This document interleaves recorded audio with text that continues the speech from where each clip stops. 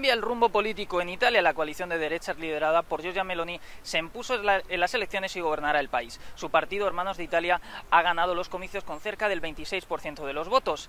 La coalición de derechas, que integra junto a la Liga de Matteo Salvini y la Forza Italia de Silvio Berlusconi, sumaría el 44%. El Partido Democrático de Enrico Letta no supera el 20% y las otras fuerzas minoritarias que forman la coalición de izquierdas apenas le añaden 6 puntos. Por su parte, el movimiento 5 Estrellas, que fue responsable de la caída del gobierno de Mario Draghi, obtuvo un 15% que le permitiría jugar un papel importante en la oposición. Italia nos ha elegido y no la traicionaremos. Estas fueron las palabras de Giorgia Meloni pocas horas después del cierre de las urnas, durante un discurso en el que también denunció una campaña electoral agresiva contra ellos y pidió respeto recíproco, porque dice es la base del sistema democrático. La afluencia rozó mínimos históricos, situándose en el 64%, y los diarios nacionales amanecían hoy preguntándose cuál será la relación de Italia con Europa y si esta cambiará. Está por ver si Giorgia Meloni se alinea con países como Hungría y Polonia, que han desafiado en algunas situaciones a la Unión Europea, o si por lo contrario imprime un discurso mucho más moderado, como el que se le ha visto en la campaña electoral. Giorgia Meloni podría hacer historia al convertirse próximamente en la primera mujer que ocupa la presidencia del gobierno. Desde Roma, Rubén Martínez Mateo. Certainly don't want to be on the main stage of Ian. Florida officials say evacuation orders could start early today in preparation for Ian. That's especially important for people who need extra time. Potentially assisted living facilities, nursing homes, maybe even some hospitals that might be in harm's way.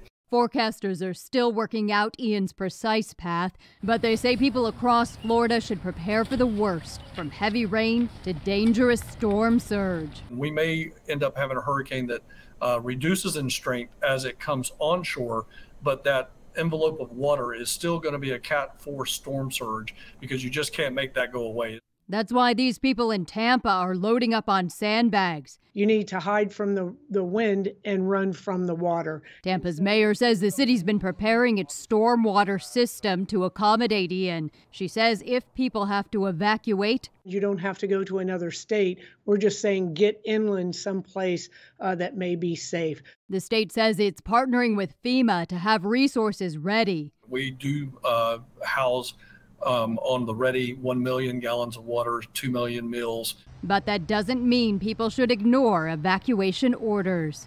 You don't want to be that family or that individual that calls for help and first responders can't get to you.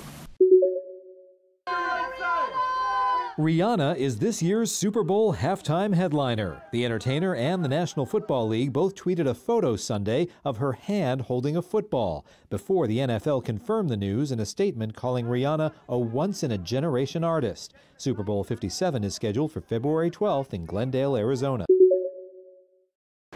Aquí, en la frontera colombo-venezolana, exactamente sobre el puente internacional Simón Bolívar, se dio una de las imágenes más esperadas, especialmente por los empresarios de Colombia y de Venezuela, desde hace varios años.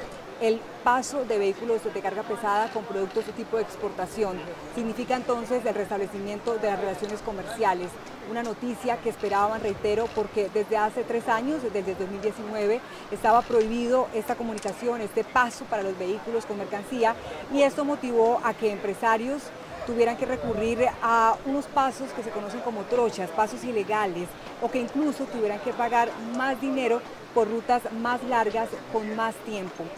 Reitero que es una noticia esperada, anhelada. Desde Venezuela hacia Colombia pasó el primer camión con sus primeros productos, comenzó con el acero, y de Colombia hacia Venezuela comenzaron con insumos médicos. Desde territorio colombiano hacia Venezuela estarán llevando además productos desechables, insumos para marroquinería, para el calzado, entre otros. Tiroteo de un escola na Rússia. Según autoridad na russiano, por lo menos 5 personas a fallecer y 24 a quedar heridas. La víctima nanta incluye mucha de un escola que tiene 1000 alumnos, en la ciudad de Isfax. Después de acometer el tiroteo, la persona acomete suicidio. También ha informado que la persona que atira estaba un ex estudiante de escuela. Patria Noticia, Mita Fabiola Ángeles Hernández.